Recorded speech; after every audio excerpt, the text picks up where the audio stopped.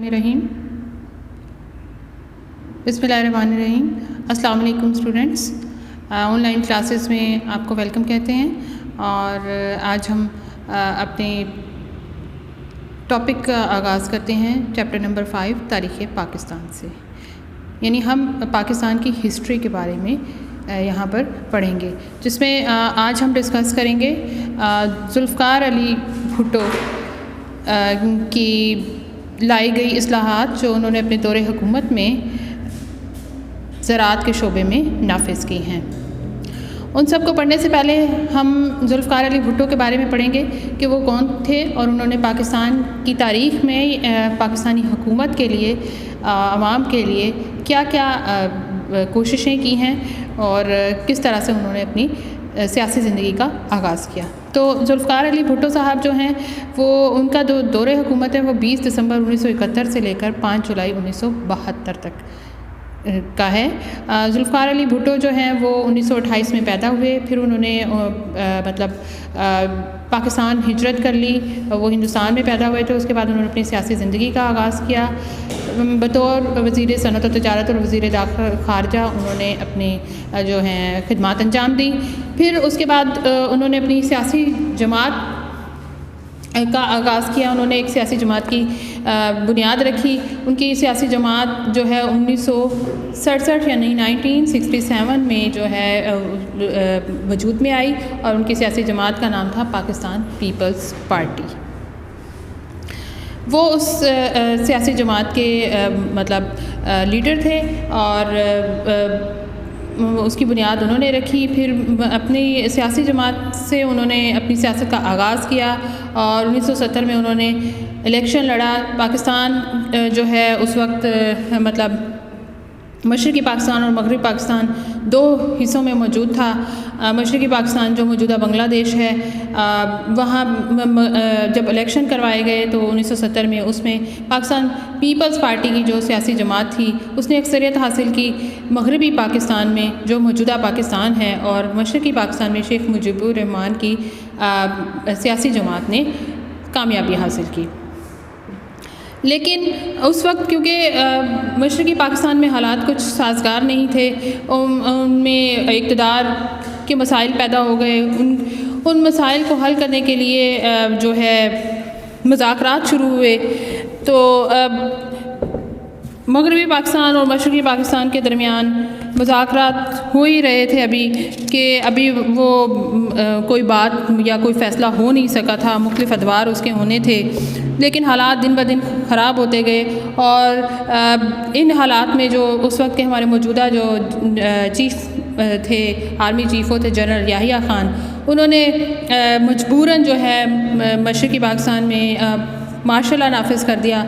अब martial law क्या होता है? जब हुकूमत अपने इन मुल्क का निज़ाम सही से ना चला सक रही हो तो फ़ौज को या अस्करी क़यादत को उसका हुकूमत के ऊपर टेक ओवर करना पड़ता है और वो फिर हालात को कंट्रोल करने की कोशिश करते हैं। मार्शल लॉ नाफिज़ करने के बाद मशरक़ी पाकिस्तान हमसे 16 दिसंबर 1971 को अलहदा होकर बांग्लादेश बन गया और मग़रिबी पाकिस्तान में क्योंकि भुट्टो की सियासी जमात पीपल्स पार्टी को अक्सरियत हासिल थी, इसलिए वहाँ पर जो है भुट्टो को सिविल मार्शल एडमिनिस्ट्रेटर के तौर पर और बतौर सदर का ओहदा जो है याहिया ख़ान ने उनको सौंप दिया। और इस तरह 20 दिसंबर 1971 को मार्शल लॉ नाफिज़ हो गया और वो 20 अप्रैल 1972 तक जारी रहा।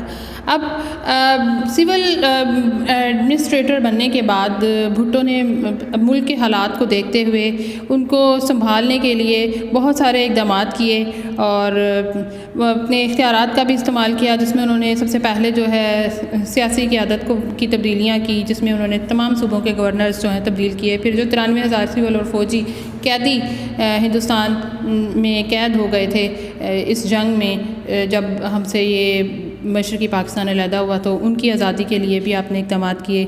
फिर उस वक्त मुल्क के हालात इतने ख़राब थे, उन हालात का मुकाबला करने के लिए और कुछ नई पॉलिसियाँ रोशनास करवाई गईं, जिसमें हम आज उनकी लाई गई ज़रई इस्लाहात को डिस्कस करेंगे। अब ज़ुल्फ़िकार अली भुट्टो ने जो है کچھ زراعت کے شعبے کو دیکھتے ہوئے اس میں بہت ساری جو کمیاں انہیں نظر آ رہی تھیں، اس کے بہتری کے لیے انہوں نے کچھ اقدامات کیے، کچھ پالیسیاں نئی لے کر آئے جنہیں زرعی اصلاحات کہتے ہیں۔ اب اصلاح اصل میں ہوتی کیا ہے؟ اصلاح کہتے ہیں کسی کام میں بہتری لانے کے لیے کچھ تبدیلیاں لے کر آنا یا ریفارمز لے کر آنا، وہ کیا ہے؟ اصلاح ہے۔ تو زراعت کے شعبے میں جہاں بہت ساری کمیاں یا خامیاں موجود تھیں، ان کو بہتر کرنے کے لیے وہ جو پالیسی لے کر آئے اس کو زرعی اصلاحات کا نام دیا جاتا ہے یا پھر ایگریکلچر ریفارمز۔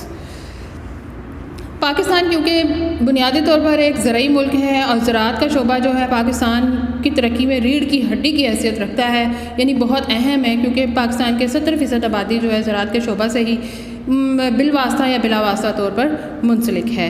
تو جب انہوں نے دیکھا کہ کسانوں کا استحصال ہو رہا ہے، ان کے ساتھ زیادتی ہو رہی ہے، ان کو ان کے حقوق نہیں دیے جا رہے، تو ان سب سے بچانے کے لیے انہوں نے زرعی اصلاحات کا اعلان کیا۔ اس میں جو سب سے پہلی اصلاح ہم ڈسکس کریں گے وہ ہے حد ملکیت۔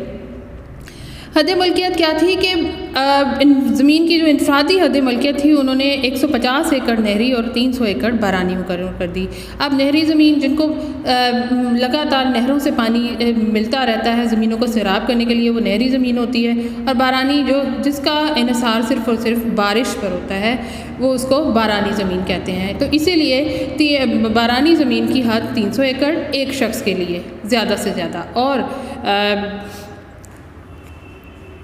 دوسری نہری زمین کے لیے 150 ایکڑ مقرر کر دی گئی، اور زائد زمینیں جو ہیں ذمہ داروں سے لے کر مزارعین اور کاشتکاروں میں بلا معاوضہ یعنی بغیر کسی پیسے کے تقسیم کر دی گئی، اور 1976 تک 15 لاکھ ایکڑ زمین جو ہے کسانوں میں اس طرح سے تقسیم کی گئی بلا معاوضہ۔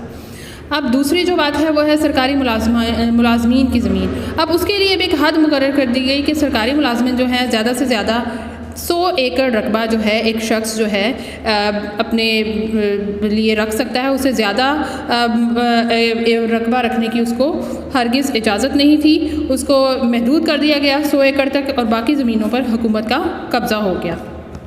فوجی افسران پر اس شک کا اطلاق نہیں ہوتا تھا، مطلب یہ جو اصول تھا فوجی افسران پر لاگو نہیں ہوتا تھا۔ اس کے علاوہ مویشی فارمز کی بھی حد مقرر کی گئی کہ مویشی فارمز کو بھی مطلب جتنی استبل کے لیے، یا استبل کیا ہوتا ہے جہاں پہ گھوڑوں کو رکھا جاتا ہے وہاں، یا جو مویشی فارمز بنائے جاتے ہیں جہاں پہ مویشی جو ہیں ان کی افزائش کا کام ہوتا ہے، اور جو باغات کے نام پر جو مقررہ حد تھی اس سے زائد زمین رکھنے کی اجازت میں بھی نہیں دی گئی، کہ ایک حد جو مقرر حکومت نے کر دی اس سے زیادہ کوئی حد نہیں رکھ سکتا ہے۔ اس کے بعد ہے مزارعین کے حقوق۔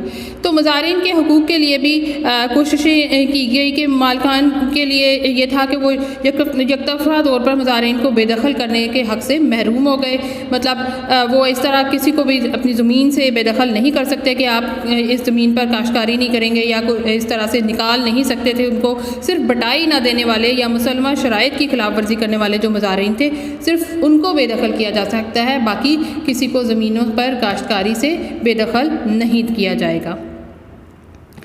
اور اس کے علاوہ حکومت نے ایک اور اقدام کیا کہ زمین کے جو چھوٹے چھوٹے قطعات تھے ان کو اکٹھا کرنے کے لیے اشتمال اراضی کے نام سے ایک نئی اسکیم بنائی گئی، کیونکہ چھوٹے قطعات میں کاشتکاری سے وہ فوائد حاصل نہیں ہوتے جو ایک بڑی قطع زمین پر کسی ایک فصل کو لگا کر یا جو اس سے آمدنی حاصل کی جاتی ہے، اس چیز سے بچنے کے لیے چھوٹے چھوٹے قطعات کو اکٹھا کیا گیا اور اشتمال اراضی کے نام سے ایک اسکیم بنائی گئی۔